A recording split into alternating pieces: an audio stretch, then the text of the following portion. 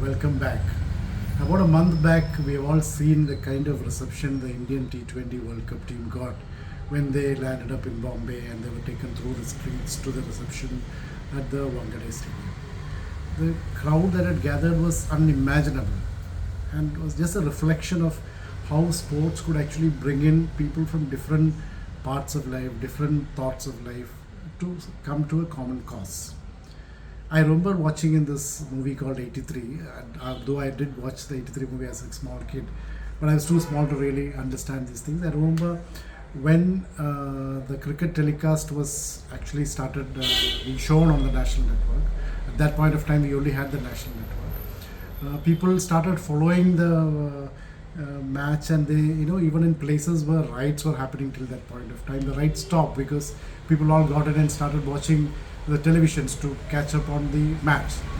So this is another reflection of how people forget their differences, the different backgrounds, the different causes that they have when sports become such a unifying force and it creates wonders on things. I was also remembering this movie, in fact I'm not recollecting the name, it's called Infectious or something like that, which is based on a real life incident where Mr. Nelson Mandela, who was the first black president of South Africa, after the apartheid was banned in South Africa and he became the president, used rugby as a sport to unify the nation. What is even more interesting is till the time as Nelson Mandela became the president, rugby was treated as a whites game, and the entire maybe 70% or 75% of the population who were blacks used to look at rugby as a whites game and used to just frown upon it. But since the Rugby World Cup was happening in South Africa, immediately after he was elected as president, he was able to use this Rugby World Cup, campaign in different ways to build it as a unifying force among the entire population.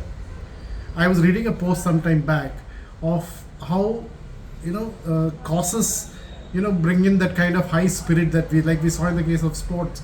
That unifying cause is also caused by a very high cause.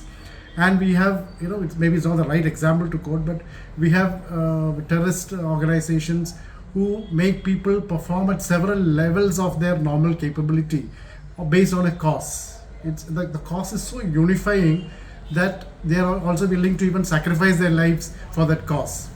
So I was just thinking in our normal day-to-day lives, how do we bring in this cause as a major motivator for ourselves and even in our workplaces?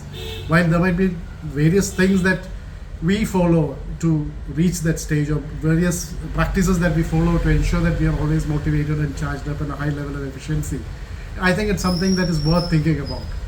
In case you'd like to know more about how such causes can be used to improve our self-efficiency and our team's efficiency, do subscribe to my LinkedIn page, Rijo's Business Bites, or my website, rijofrancis.com.